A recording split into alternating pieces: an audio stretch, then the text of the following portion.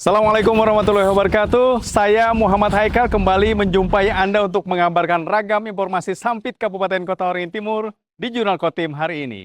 Dan untuk Jurnal Kotim selengkapnya, kita akan saksikan sama-sama. Kasus kebakaran yang terjadi pada gudang toko kelontong hoki di Sampit telah ditangani oleh Kepolisian Resor Kota Waringin Timur. Polisi menyelidiki penyebab munculnya api dengan memeriksa sejumlah saksi. Seorang santri di Sampit, Kabupaten Kota Waringin Timur, dilaporkan ke Polres Kota Waringin Timur terkait dugaan tindak pidana asusila. Saat ini, terlapor telah diamankan polisi untuk menjalani pemeriksaan lebih lanjut. Pemerintah Kabupaten Kota Waringin Timur menyatakan kesiapan mendukung program tanam jagung 1 juta hektar. Rabu siang dilakukan rapat koordinasi dalam menyiapkan lahan untuk mensukseskan program tersebut.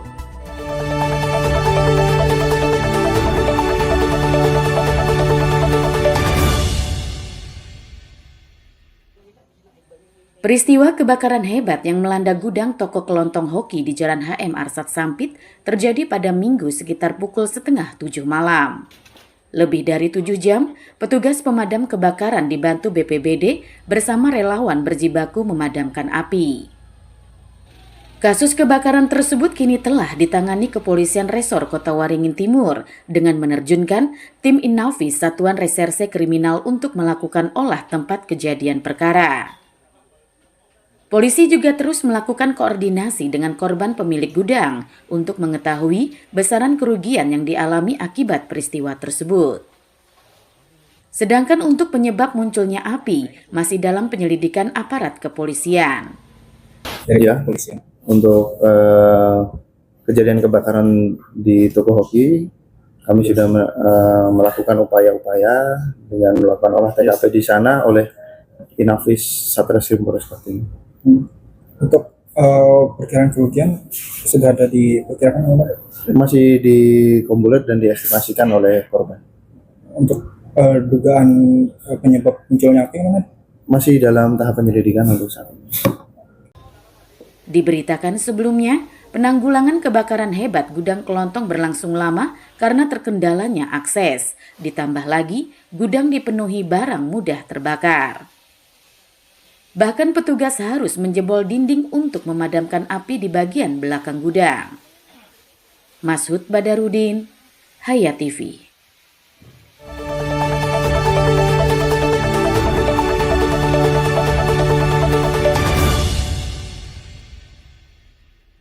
Laporan terkait dugaan tindak pidana asusila yang diduga dilakukan oleh seorang santri diterima Polres Kota Waringin Timur pada Selasa 14 Januari malam.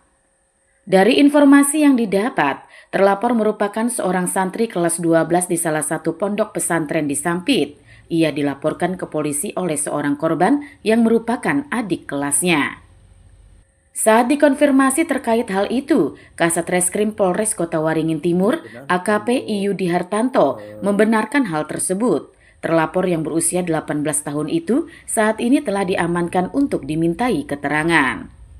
Polres Kota Waringin Timur juga telah melakukan pemeriksaan terhadap saksi-saksi. Hingga Rabu siang, setidaknya terdapat 9 saksi yang dimintai keterangan terkait hal tersebut. Ya benar, untuk hari Selasa malam kami menerima terkait laporan tersebut. Untuk saat ini masih dilakukan pemeriksaan terhadap saksi-saksi. Ada berapa saksi yang saat ini sudah diperiksa? Udah ada sekitar 9 saksi yang diperiksa. Polisi masih terus melakukan penyelidikan terhadap kasus dugaan tindak pidana asusila itu. Tidak menutup kemungkinan adanya korban lain dalam kasus tersebut. Mashud Badarudin, Hayat TV.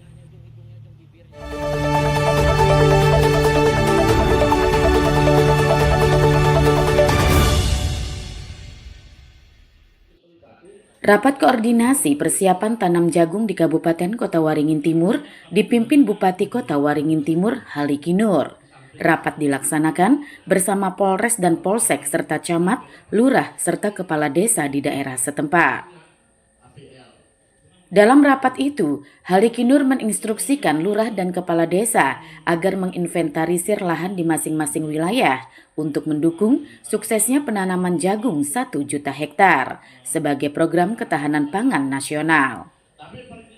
Dalam program yang merupakan bagian dari Astacita Presiden dan Wakil Presiden, Kota Waringin Timur ditarget sebesar 23.000 hektar lebih. Tadi kita juga mempersiapkan agar setiap desa itu berupaya menyiapkan lahannya. Jadi harapan kita setiap desa nanti ada penanaman jagung maupun penanaman padi unggul tersebut. Nah, dengan harapan waspada bidang jagung itu bisa kita laksana untuk negara kita, khususnya Kalimantan Tengah yang lahannya cukup luas. Untuk Kotim ditargetkan itu 23.217 hektar. Nah, jadi makanya tadi kita minta di desa dulu berapa ada. Jadi memang karena ini lahannya memang dia ketahanan pangan, tetapi khusus lahan yang clear and clean. Artinya clear and clean, kawasannya pun harus kawasan yang APL dan juga tidak misalnya untuk peruntukan lain.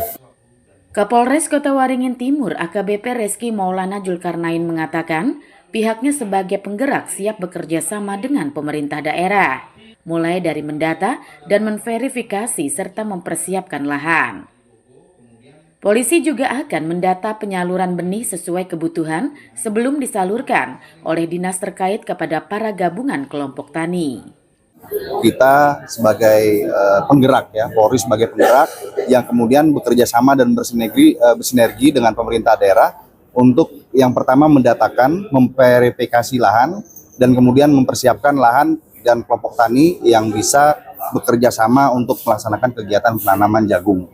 Hal ini adalah merupakan atensi dari Bapak Presiden di program Astacita, sehingga kita harus sama-sama berserta masyarakat untuk dapat mensukseskan program ini. Kan bahwa pembibitan itu akan dilaksanakan pendataan, kemudian kebutuhan akan disampaikan melalui dinas terkait dan akan disampaikan kepada Gapoktan.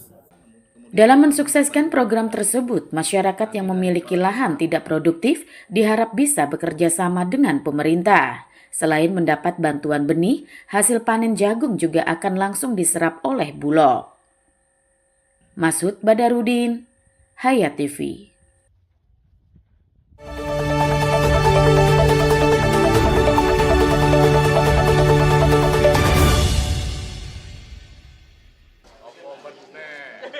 Angkatan Muda Penerus Perjuangan atau AMPP 46 Kumai menggelar upacara peringatan pertempuran 14 Januari 1946 di dermaga Pelabuhan Panglima Utar yang dipimpin langsung oleh Dandim 1014 Pangkalan Bun, Letkol Infantri Makin. Kegiatan peringatan pertempuran 14 Januari 1946 tahun 2025 yang dilaksanakan pada hari ini memiliki arti penting sebagai bahan refleksi, sekaligus menjadi motivasi untuk melanjutkan perjuangan membangun daerah, bangsa, dan negara. Dalam hal ini, Letkol Infantri Makin mengatakan bahwa sebagai generasi muda, tentunya harus selalu mengenang dan juga meniru semangat dan pengorbanan para pejuang. Letkol Infantri Makin juga mengajak masyarakat Kota Waringin Barat, khususnya masyarakat Kumai, berpartisipasi aktif dalam mendukung dan membangun Kabupaten Kota Waringin Barat yang tercinta ini. Di mana salah satu bersejarah bagi warga Kota Waringin Barat yang bisa dijadikan pembelajaran dalam rangka mempertahankan negara kesatuan Republik Indonesia untuk generasi muda, terutama yang saat ini bisa menjadikan contoh bahwasanya para pahlawan dulu sudah berjuang untuk memajukan bangsa Indonesia. Kita sebagai generasi muda dengan meneruskan untuk mengisi pembangunan ini secara baik dan maksimal.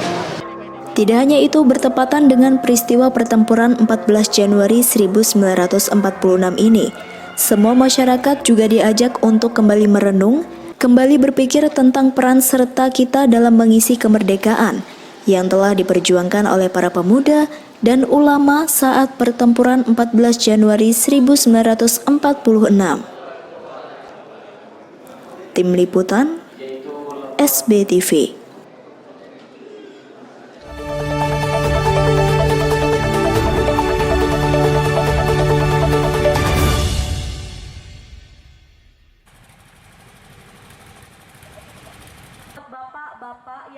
Hewan ternak berupa sapi dan kambing serta unggas jenis ayam ras pedaging dan ayam buras menjadi salah satu komoditi peternakan yang cukup berkembang dan diminati masyarakat di sejumlah wilayah di Kota Waringin Barat.